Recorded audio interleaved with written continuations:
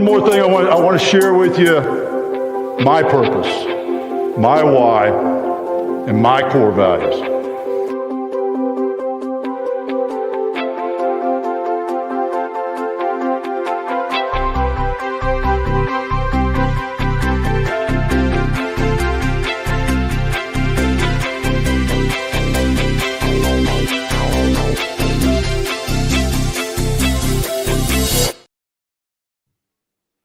Hey, good afternoon. Hope everybody's doing well and having a great summer.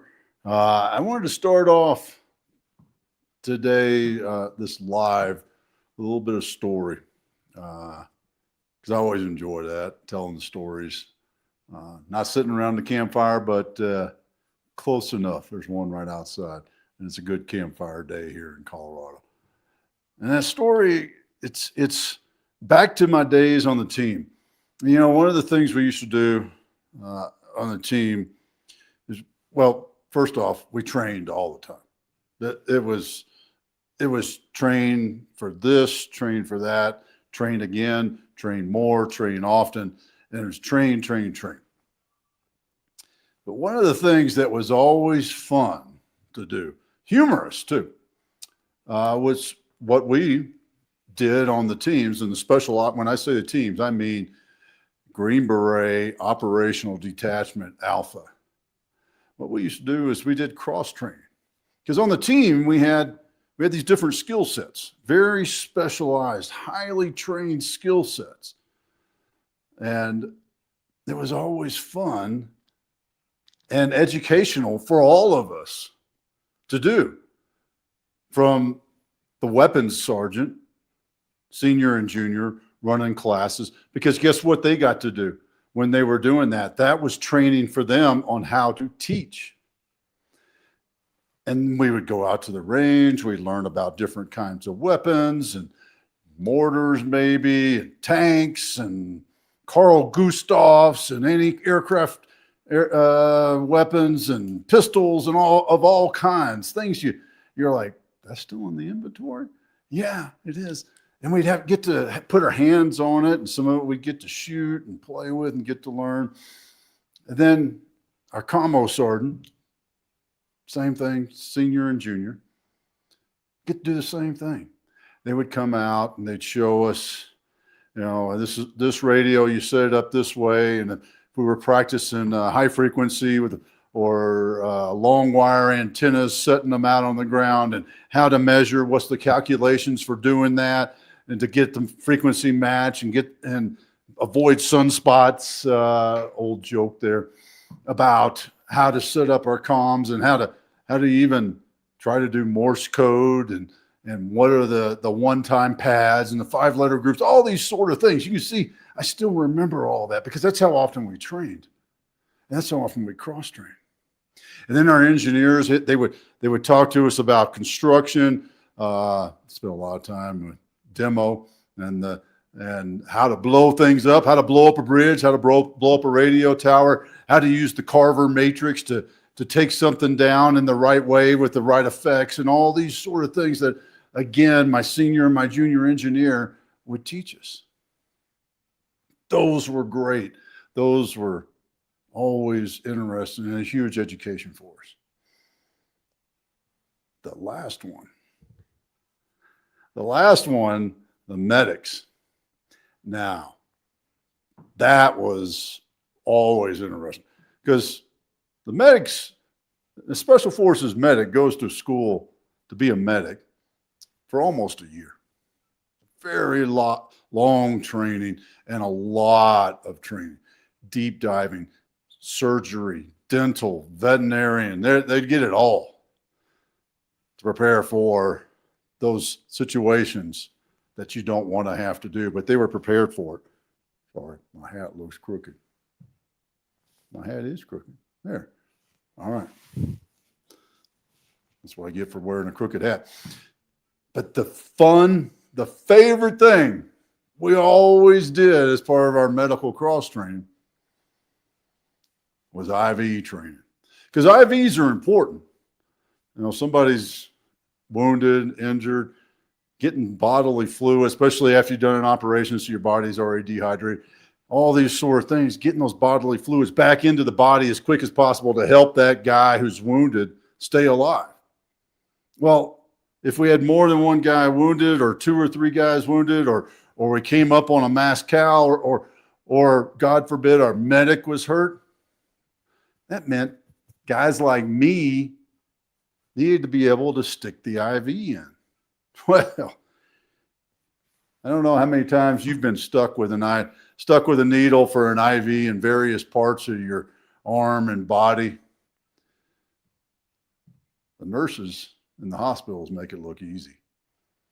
My 18 Delta medics made it look easy. It ain't. And let me tell you, by the end of that day, our whole team room would be a biohazard because we'd have blood spurt everywhere, all over the tables. Even if you get a good stick, getting the parts and pieces together in the right sequence and all that sort of stuff.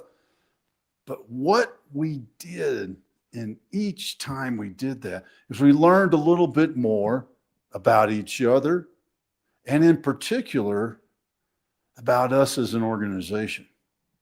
We could see that maybe Randy, as my senior engineer, was God, he knew so much. He knew all the formulas and all the ways to build and destroy and all these things. But he didn't like getting up in front of people and talking. And we learned that. And we learned how to handle those things in different situations. We learned about what he was good at, what he was bad at, what Johnny could do as our medic, what Bill could do as our medic, all these sort of things. We would learn that about each other and become a better team, a better operational organization, not a group of highly trained individuals, but a functional organization that was highly precise and cohesive in getting the job done. That's one of the things. Now shift forward a little bit, back to my rugby coaching days. One of my favorite things. So rugby, for those of you who don't know, it's simply broken into 2 groups of people, the forwards and the backs. And those of you who are ruggers know that the forwards do all the grunt work, the heavy lifting. When the backs are kind of the pretty hair, the twinkle toes, whatever you want to call it, in that sort of sense. That's what we do. That's how you divide out the teams. And one of my favorite things to do, kind of early in the season, about the first quarter of our season, was I would mix it up. I would take my smaller, skinnier backs and I put them in with my bigger forwards in the scrum or a line out or just working that part of the field to let them see what it's like for their teammates. Because when you see what it's like, when you walk, you know that old saying, when you walk a mile in somebody else's shoes and you see what life is like, it's amazing what you can learn from that. And that's what we do. I take these forwards who were, they didn't mind contact. You had to have some contact in rugby.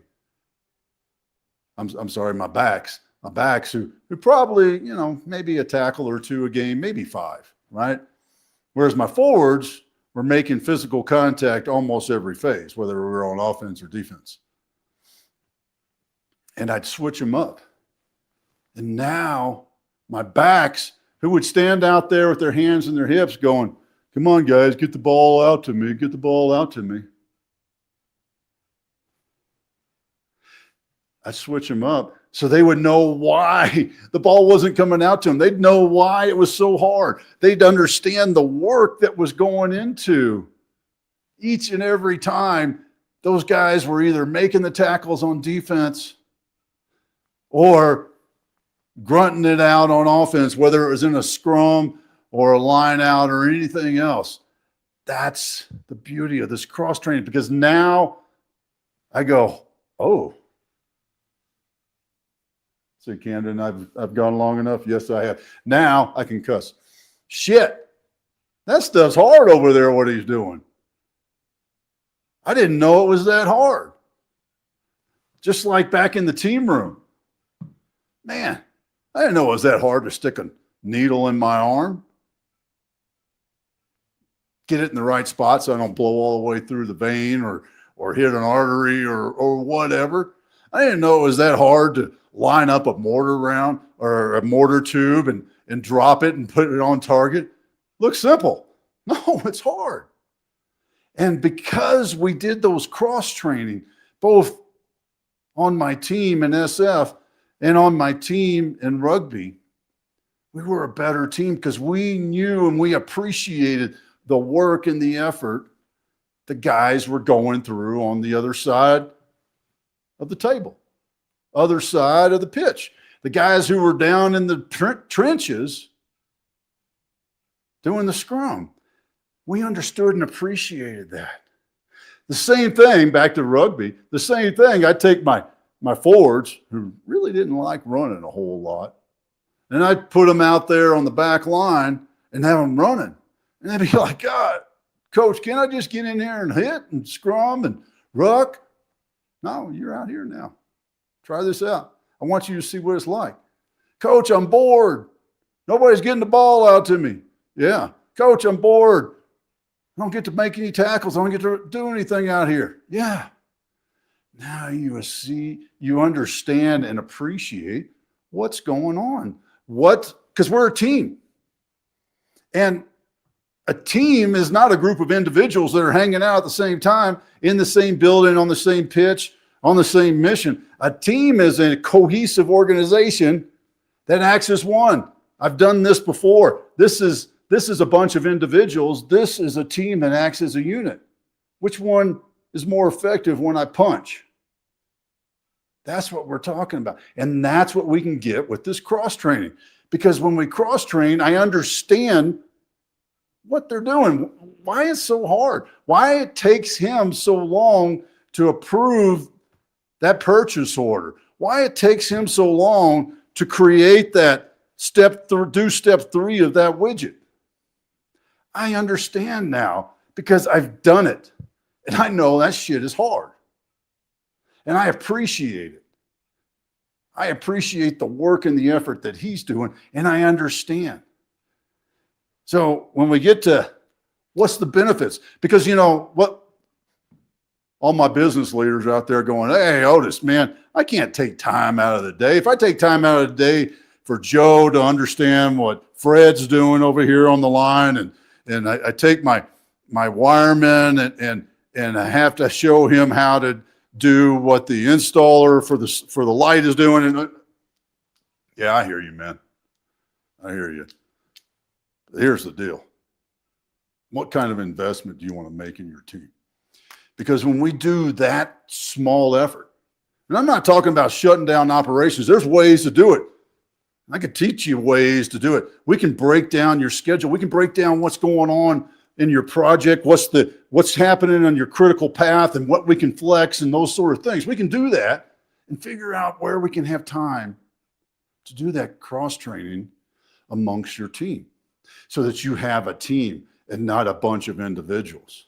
Because what we get when we do that, sorry, my notes just decided to change. There we go. What we get when we do this is we get cohesion. Or a cohesive team. Back to do you want 5 fingers or do you want a fist? I tell you what, as a leader, I want that fist. That's how I know I'm going to be effective and have impact and be successful, because they're all working together. That's where we start to understand what we're doing, how we're doing it, and who we're doing it with. Hey guys, sorry, don't look at my computer screen too much, but I appreciate you being here. Back to, well, why? Why? What's my ROI, Otis, right? Because what's business? Business is, we're in a business to make money. Bottom line. Because if I ain't making money, I ain't in business. I don't care what kind of impact or purpose you have about saving the world and curing sea turtles and all these sort of things. If you're not making money, you can't do it. So ROI is important. And ROI comes from time spent making and creating and providing the service that you do, right? But it gets better when you do this. Because here's what's going to happen. As I understand what Fred's job is, how Fred does his job, where Fred sits, how he sits, what he does, what's his skills, and what's the expertise that he uses, guess what? I become a backup. I'm a backup to Fred, and Fred's a backup to me because we're spending time cross-training each other, and we're broadening that out. Now, Lord knows I won't ever replace Fred because Fred's an expert. There's a reason Fred is doing that job. There is. There's a reason Otis ain't doing that job. Fred's doing that job. He's the expert. But if Fred is sick or gets pulled to a project and we got to get something done, would you rather it sit there and not get done? Or would you rather me spend some extra time getting it done? Because I understand what Fred does. I can't do it as good as he, but I can sure get it pretty close. I could probably get an 80% solution depending on how much time I spend with Fred. Just like back to an SFODA, back to my team. If my medic is hurt, if he's incapacitated or dead, and I got to stick an IV in somebody, I know how to do it. It's not going to be as good and as pretty and as quick, but I can get the shit done. And I can save somebody's life in that case by sticking them with an IV. Because I've got an 80% solution, which is better than a 0% solution any freaking day. Here's a little secret one too. Number 3, benefit. Communication.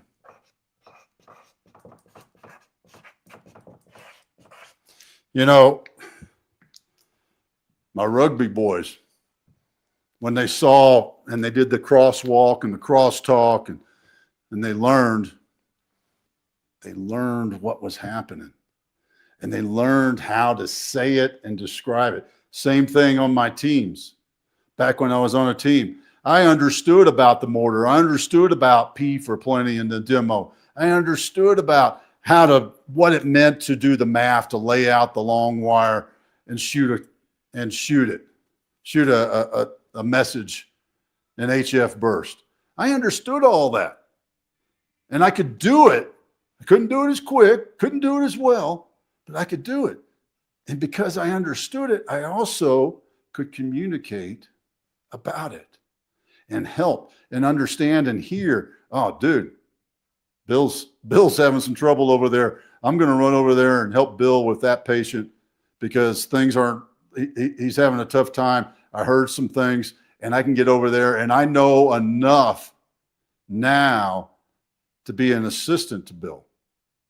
So my junior medic, John, can be over here taking care of somebody else.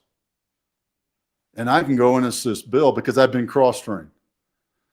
The same thing happens in your shop, in your team.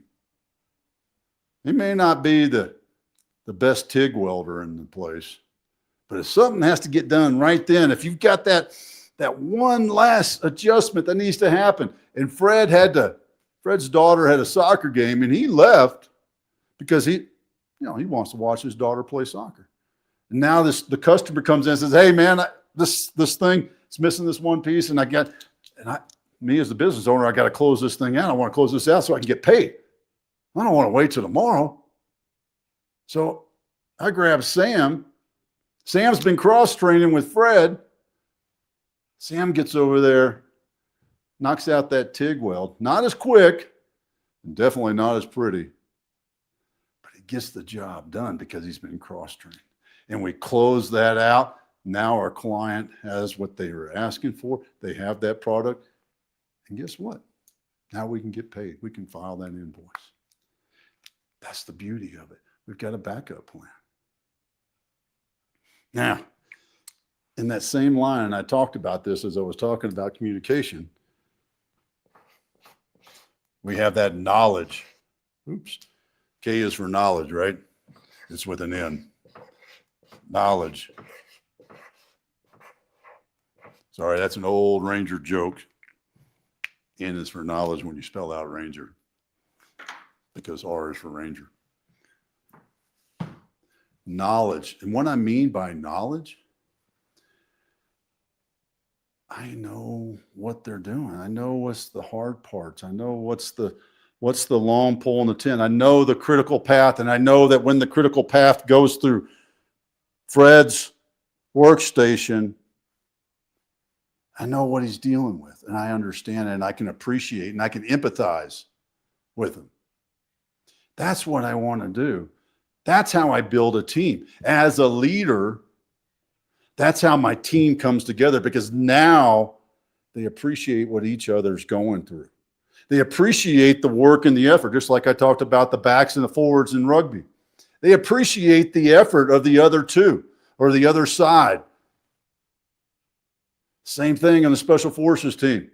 I appreciated how freaking hard that shit was. And I was thankful I had these great guys on my team that were the best of the best, that I didn't have to do it, because those guys knew their shit. It's the same thing in your shop, same thing in your business. You've got experts. You've hired them because they're an expert in that position. But you want to make them better? You have them teach other members of your team. Because when you teach something, you become an expert in it. You're forced to, because then you have to explain it to somebody who doesn't know it and doesn't understand it.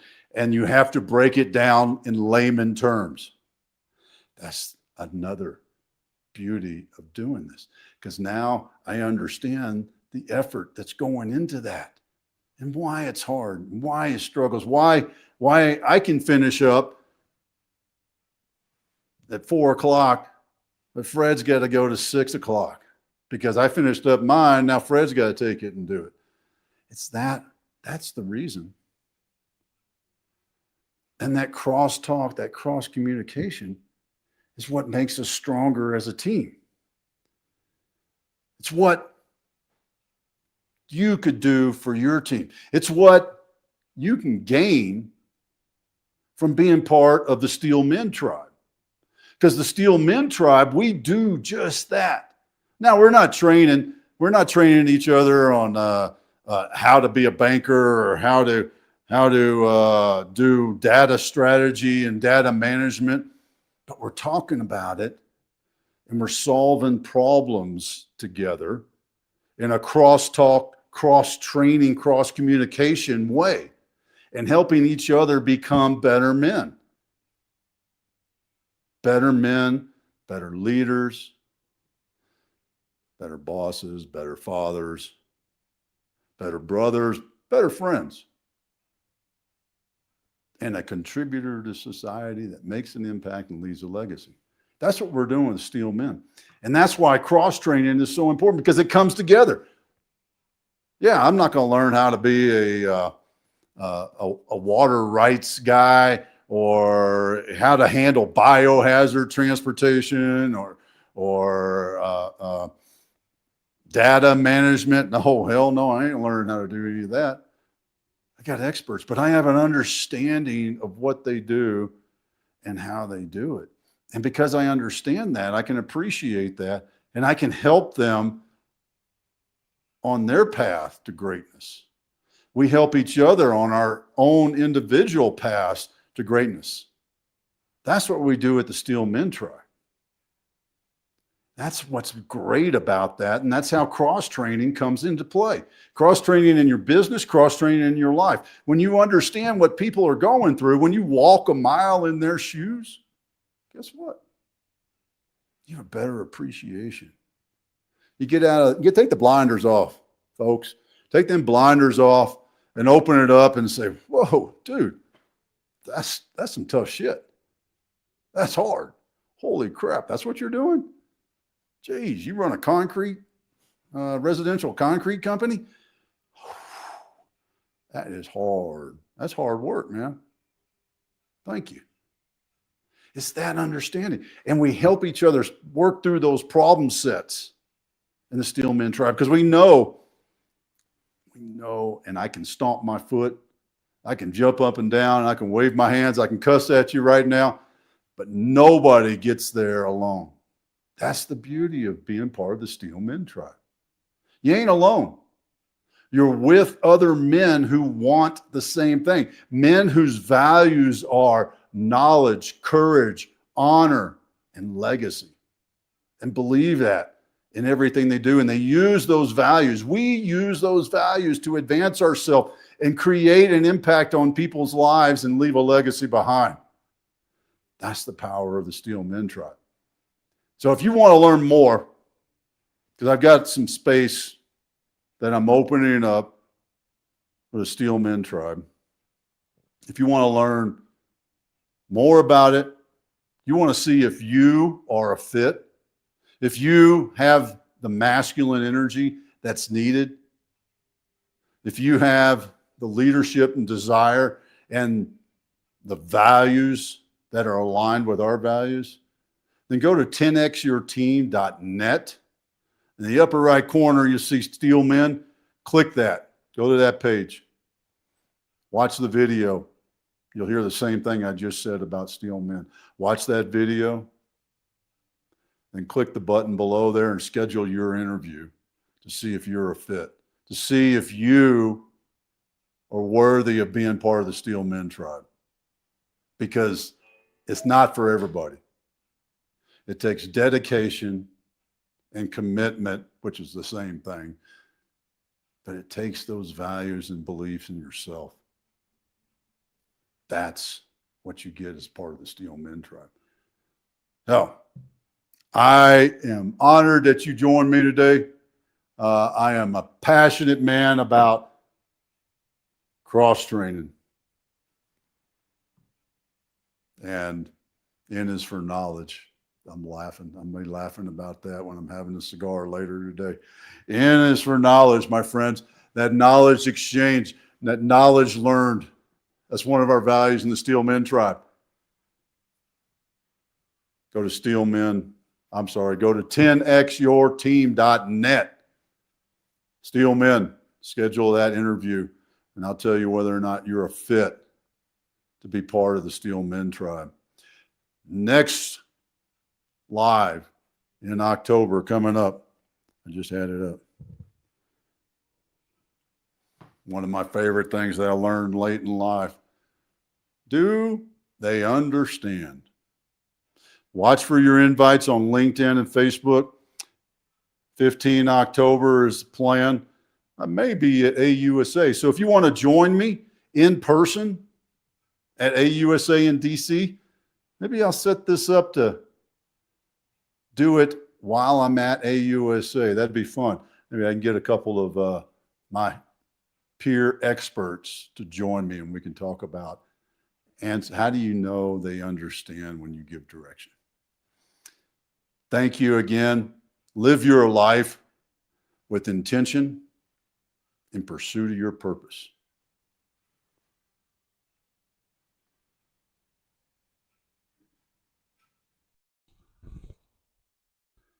Hey, I just want to thank you for taking the time responding. Coming to our site and learning more about how we 10x your team. And we talk about the 6 C's, the 6 C's of leadership: culture, collaboration, chaos, consistency, clarity, and conscience. And when you sit down, you take this real quick assessment. It follows those 6 C's of leadership: culture, collaboration, chaos, consistency, clarity, and conscience. And I think you're going to learn a lot about your style of leadership, and you're going to get some great feedback from the Tribe and Purpose team. So we're really excited that you're taking this time and helping us build our understanding of what great leadership is and how to better 10x your team.